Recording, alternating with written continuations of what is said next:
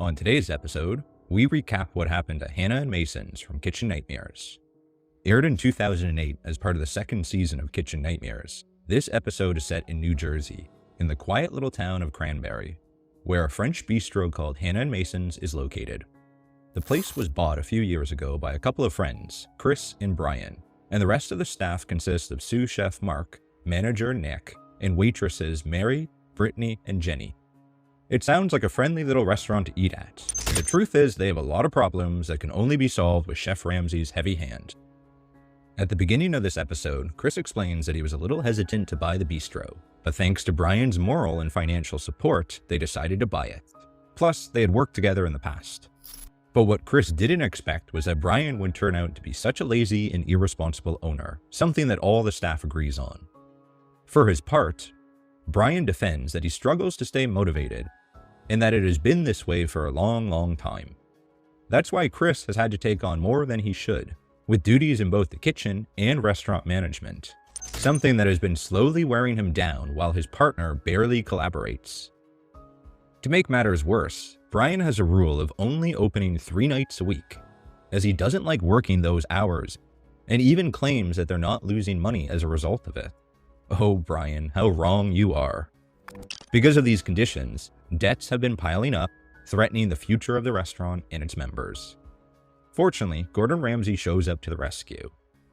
Though his initial positive impression of Cranberries is ended when he sees the sign for Hannah and Mason, rather than Hannah and Mason's. That's right, one N was missing.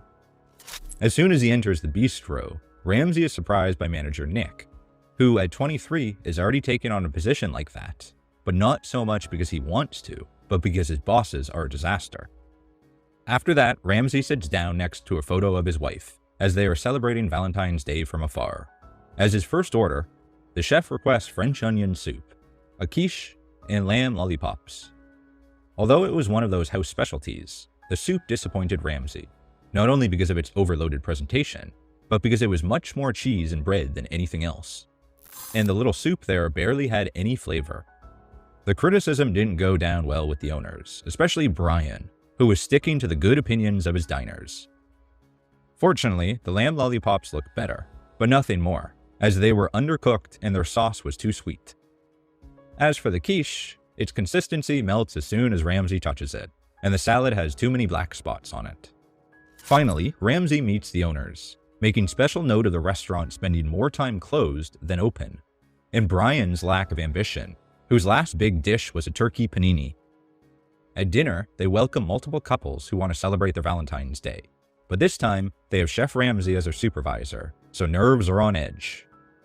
It's not long before Ramsay realizes something terrible.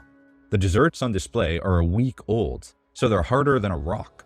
After more than 20 minutes of waiting, the diners start to get impatient, while things in the kitchen do nothing but slow down. At that point, Ramsay notices that the salads are made with rotten spinach leaves, which they toss directly onto the plate as they receive the pre-washed vegetables.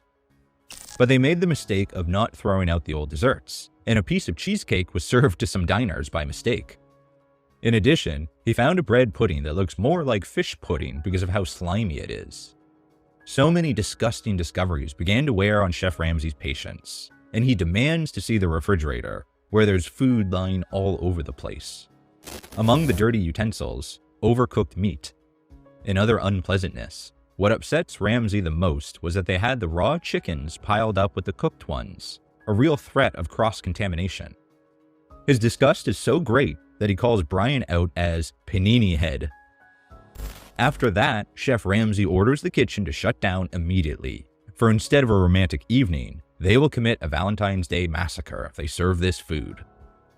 With much embarrassment, Chris explains the situation to his customers, while some of his workers still don't know how to react, especially the waitresses. When only the staff is left, Ramsay scolds them for their terrible working conditions, although at least he praises Chris's bravery. Too bad he can't say the same about Brian, who didn't dare to apologize to the customers. What should have been a night of many successes ends up being a cleaning day for the staff, doing their best to rescue the place. But you know what they say, to build something worthwhile, you must first destroy what came before. The next day, Ramsay explores the region to come up with a rescue plan and is amazed at the amount of farms and fresh produce available in the area. He notices especially the variety of apples, big and juicy, so he decides to buy a large quantity of them to take back to the restaurant. Ramsay returns to Hannah and Mason's with a great dish in mind, but Brian again gets on his nerves about his lack of enthusiasm and vision. Instead of listening to the chef's advice, Brian begins to get fed up with the situation, assuring him that he will resign if he continues to be pressured. For his part, Chris is much more eager to save his business, so Ramsay shows him a new special dish for dinner parties: pork medallions with a touch of mustard, accompanied by slices of caramelized apples. With that delicacy, the restaurant reopens for the night in hopes of regaining the trust of its clientele, although Brian continues his threats to leave. Therefore, Ramsay asks him to run the kitchen for the night, but Brian doesn't even know where to start, generating almost no communication with his colleagues. I really wish the name Brian would stop being accompanied by a but it is. Minutes pass and the first orders are still not delivered, and at the center of the chaos is, guess what, Brian, whom Ramsay points to as the main reason his restaurant is in decline. Things get increasingly tense between the two, with Ramsay reminding him of the importance of the business, and Brian complaining about his habits of yelling at people and calling him Panini Head. I can't get enough of that nickname. Finally, Brian opts to leave, fed up with the continued disrespect, even though he's just getting a needed lesson. However, the thing only remains an empty threat, as Brian returns more calmly to demonstrate why he bought the restaurant in the first place. The first orders start going out, and the dishes look so good that they make up for the delay. Fortunately, there were no further difficulties in the evening.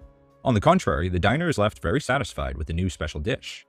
Ramsay congratulates the staff for that, especially Brian for redeeming himself, and even manages to get a smile out of him. But enough of the praise, it's time to completely rethink the restaurant's food to ensure its survival. Since the apples were so successful, what better than to continue on that path and rely on local organic products? However, now the unmotivated one is Chris, who is not the most enthusiastic about the changes. Likewise, Ramsay and his team remodel the restaurant with a natural theme, so now it looks very cozy and nice. But the best part without a doubt is that they added the N on the sign. It's officially Hannah and Mason's again. Among the most notable changes is the display counter, filled with products from local farms and such. Everyone looks fascinated by the new look. Even Brian is pleased. But Chris can't help but express his doubts about the new vision for the restaurant, noting that it now looks like a coffee shop instead of a French bistro. Well, that was the idea. Despite that, Ramsay keeps his faith in the future and the new menu, moving away from glamorous dishes and opting for organic and natural. In addition, local farmers are eagerly awaiting the relaunch of Hannah and Mason's, a restaurant that will become their partner of choice if all goes well. As such, Ramsay's team helped them set up a market outside the restaurant so his staff and neighbors can familiarize themselves with the new ingredients. Although he remained unconvinced, Chris greets all the farmers, thanking them for offering him their produce and promising that he will not let them down. After that, Ramsay shows the staff the new dishes from the new menu, which stand out for their bright colors and freshness. There are salads, veal, sandwiches, stew, burgers, and fish, which sound pretty common. However, it's just about preparing them in a different and even healthier way than before. In the evening, it's down to Brian and Chris to decide who's more enthusiastic about rescuing their restaurant. And they'd better get on the same page because they have to fill the place twice a day to make a good profit. The orders start coming in and the staff responds on time, wowing the customers with the freshness of the food. Thus, they successfully get through the first round of appetizers, with Brian demonstrating excellent performance in the kitchen. However, Chris has trouble getting used to the new dishes, so the delivery of the entrees starts to slow. As a result, the staff is forced to rotate tables for the sake of profits. Meanwhile, the kitchen runs out of mashed potatoes, so Chris decides to deliver the swordfish dishes with other ingredients to avoid further delays. Of course, Chef Ramsay is not at all happy with that decision, reminding him that they must follow through on orders to the end. Then, Chris decides to take the advice and increase the speed in the kitchen, allowing for a more effective table rotation. Thanks to that, they managed to deliver an incredible 85 dishes, when their previous average was 30. After a successful relaunch evening, Ramsay congratulates all the staff for their efforts. But don't forget that it's just the beginning. No matter how refreshing the menu is, the restaurant can only be saved if Brian and Chris match their responsibilities. It's going to be a long but exciting process forward. Finally, it's time for Chef Ramsay to say goodbye, wishing them luck for the future and reminding them that the drive only comes from within. As his final thoughts, Ramsay expresses that there is potential in Hannah and Mason's, though he's not entirely sure if Brian and Chris will sustain it in the long run. But the one thing he is sure of is that Cranberry's apples are spectacular, so go give them a try. What happened to Hannah and Mason's following the episode? Unfortunately, Chef Ramsay's fears were realized shortly thereafter, as Hannah and Mason's closed in February of 2010 due to a combination of factors, including a downturn in the economy, and the new menu didn't end up pleasing regular customers according to some reviews. Therefore, the owners returned to the original menu, but its fate was already sealed, as Ramsay said in an article in the New York Post, assuring that before his arrival, things were already looking pretty bad. For his part, Chris had a similar opinion in Nation's Restaurant News, refusing to blame Ramsay and explaining that sooner or later they were going to close anyway. Currently, the restaurant's location is occupied by a lawyer's office, and Hannah and Mason's website has long since been taken down. As for the owners, both continued their culinary careers by taking different paths.